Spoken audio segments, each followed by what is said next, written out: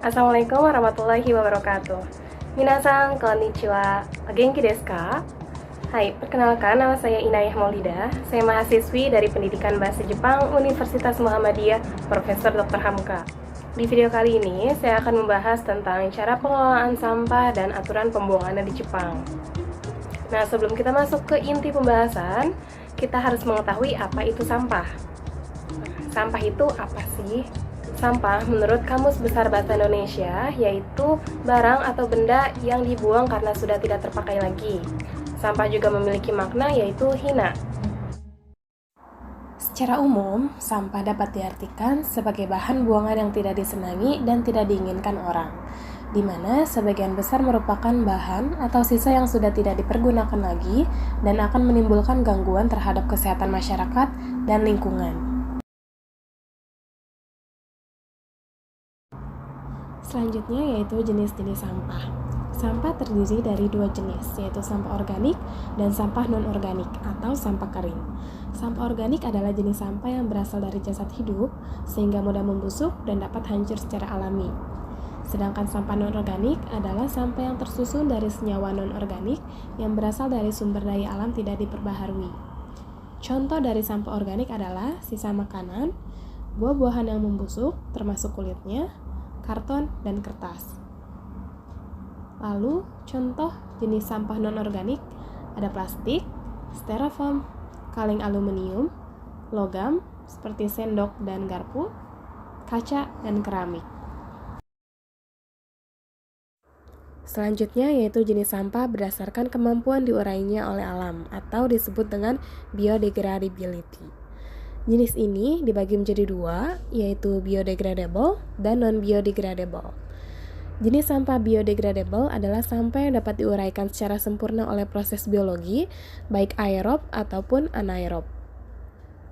Contohnya seperti sampah dapur, sisa-sisa hewan, sampah pertanian, dan perkebunan. Sedangkan, sampah non-biodegradable adalah sampah yang tidak bisa diuraikan oleh proses biologi. Sampah ini dibagi menjadi dua, yaitu recyclable dan non-recyclable. Recyclable adalah sampah yang dapat diolah dan digunakan kembali karena masih memiliki nilai secara ekonomi, seperti plastik, kertas, pakaian, dan lain-lain. Sedangkan, non-recyclable adalah sampah yang tidak memiliki nilai ekonomi dan tidak dapat diolah atau diubah kembali. Nah, kita sudah mengetahui apa itu definisi sampah dan jenis-jenisnya. Sekarang kita masuk ke pembahasan tinjauan umum cara pengelolaan sampah. Nah, cara pengelolaan sampah itu ada apa aja sih? 4R, yaitu reuse, reduce, replace, dan recycle. Apa sih 4R ini? Yang pertama yaitu reduce. Dalam bahasa Jepang yaitu herasu yang berarti mengurangi. Ini adalah tindakan pelestarian lingkungan dengan mengurangi pemakaian barang-barang yang kurang perlu. Contohnya yaitu pemakaian styrofoam untuk membungkus makanan. Yang kedua, reuse. Dalam bahasa Jepang yaitu sario suru, yaitu memakai kembali. Ini adalah sebuah cara pelestarian lingkungan dengan menggunakan kembali sebuah barang. Sebisa mungkin, pilihlah barang-barang yang bisa dipakai kembali.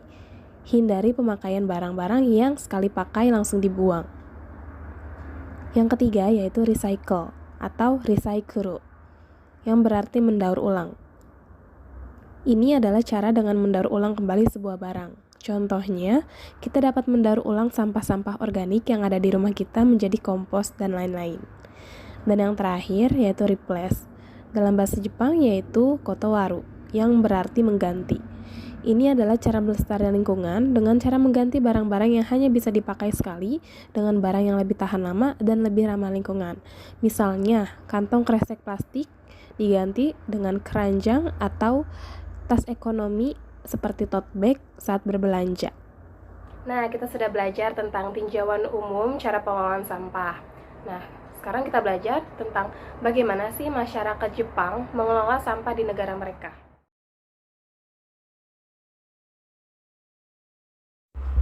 Nah, sekarang Minasang melihat ada 3 gambar dengan judul Gomio Bunke Kata, Gomio Dashi Kata, yang artinya cara memilah sampah dan cara membuangnya.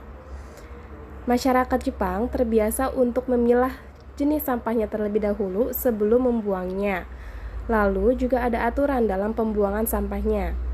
Langsung aja kita bahas 1 dari 3 gambar di sini. Oke, kita langsung bahas ke jenis sampah yang pertama.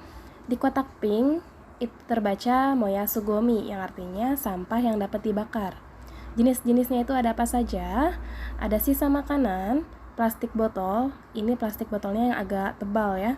Lalu ada tote bag yang berbahan dasar kertas, terus ada tisu dan cup kertas. Lalu ada styrofoam juga. Nah, untuk jenis sampah yang dapat dibakar, cara pengumpulan sampahnya itu dengan dikumpulkan dan dimasukkan ke dalam bungkusan yang mudah dibakar. Untuk hari pembuangannya itu dalam seminggu, hari Senin, Rabu, dan Jumat saja. Selain itu, maka tidak boleh membuang sampah sejenis sampah yang mudah dibakar. Jenis sampah selanjutnya yaitu ada shigengomi, yang artinya sampah yang dapat didaur ulang. Untuk sampah ini ada berbagai macam jenisnya. Yang pertama, kotak yang berbahan dasar kertas. Pertama, kalian harus mencucinya terlebih dahulu, lalu digunting dan dibentuk seperti gambar yang tertera. Setelah itu dikumpulkan dan diikat. Untuk gambar yang kedua, itu ada petobotoru, yang artinya plastik botol atau botol plastik. Pertama, kalian harus cuci terlebih dahulu botolnya. Setelah bersih, tutupnya itu dipisahkan dari botolnya. Tutupnya lalu dimasukkan ke dalam moyasugomi, yang artinya sampah yang dapat dibakar. Setelah botol tersebut sudah terkumpul, maka dimasukkan ke dalam bungkusan yang tidak mudah terbakar. Yang ketiga, ada gambar koran. Nah, untuk koran ini hanya dikumpulkan saja, lalu diikat. Selanjutnya ada gambar kardus. Nah, untuk kardus juga sama seperti koran, dikumpulkan dan diikat. Yang kelima, itu ada gambar nampan. Biasanya, masyarakat Jepang itu saat sekolah disediakan makanan. Nah, nampan itu berfungsi untuk tempat makan. Cara pembuangannya itu dicuci terlebih dahulu, lalu dikumpulkan dan dimasukkan ke dalam bungkusan yang tidak mudah dibakar. Selanjutnya, ada gambar majalah, kertas, buku, dan selembaran. Nah, untuk itu juga sama, dikumpulkan saja lalu diikat. Untuk sampah shigengomi atau sampah yang dapat didaur ulang, hari pengumpulannya itu setiap bulan, hanya minggu pertama dan minggu ketiga saja, di hari Selasa. Dan jika hujan terjadi, maka pengambilannya itu dibatalkan. Seperti itu. Jenis sampah selanjutnya yaitu untuk gambar yang atas terbaca kinzokurui sodaigumi. Itu artinya sampah logam yang berukuran besar. Contohnya ada vacuum cleaner dan sejenisnya, sepeda, ada kaleng dan serokan kaleng. Untuk pembuangan jenis vacuum cleaner, sebelum dibuang harus dilihat kode produk listriknya terlebih dahulu, karena ada beberapa produk yang bisa dibakar. Kemudian untuk pembuangan sampah sepeda, ada aturannya seperti lebar atau panjang sepedanya 1,5 meter, tingginya 1 meter, kedalaman sepedanya 1 meter. Dan untuk kaleng dan serokan, jika lebih dari 3 kaleng dan 3 serokan, maka harus diikat dengan kawat atau dibundel dengan bahan yang tahan bakar.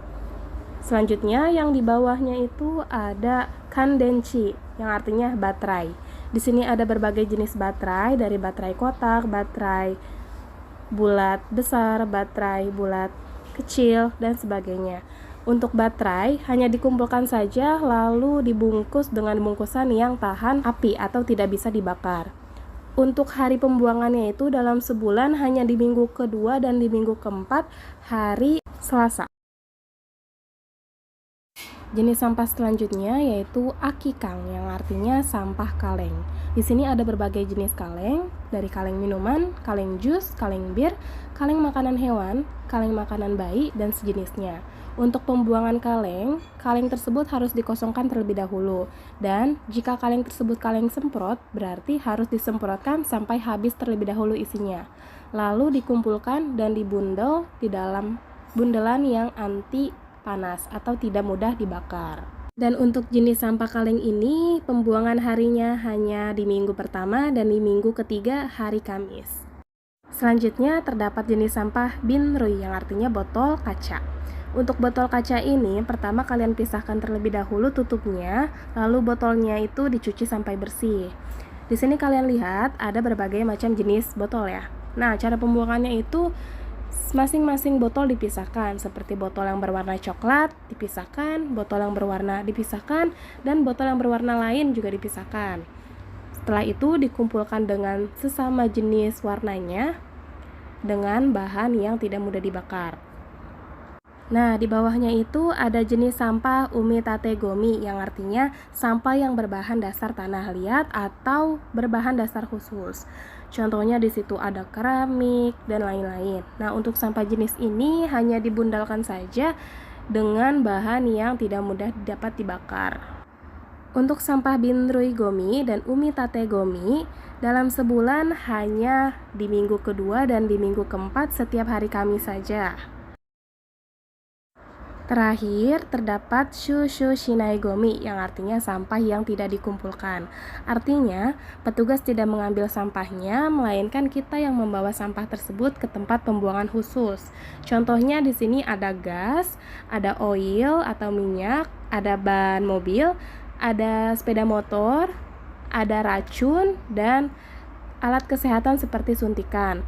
Nah, jika jenisnya seperti suntikan, maka kita bawa ke tempat pembuangan khusus untuk alat-alat kesehatan. Seperti itu. Ja, minasang, itu penjelasan tentang salah satu dari wilayah yang ada di Jepang. Setiap wilayah itu mempunyai peraturan yang berbeda-beda. Misalnya di Tottori itu hari Senin untuk pembuangan moirigomi, maka di Tokyo mungkin berbeda harinya, begitu juga di Yokohama, begitu juga yang di Hokkaido, berbeda-beda setiap wilayahnya. Kira-kira jika masyarakat Indonesia menerapkan pengelolaan sampah seperti negara Jepang akan seperti apa ya? Tulis pendapat kalian di kolom komentar, lalu kita bisa berdiskusi di sana. Minasang, demikian pembahasan yang dapat saya sampaikan. Semoga video ini bermanfaat dan jangan lupa untuk tetap menjaga kebersihan bersama, karena kebersihan itu merupakan tanggung jawab kita dan kebersihan merupakan sebagian dari iman. Kurang lebihnya mohon maaf. Thank you for watching. Mata aimasho. Wassalamualaikum warahmatullahi wabarakatuh.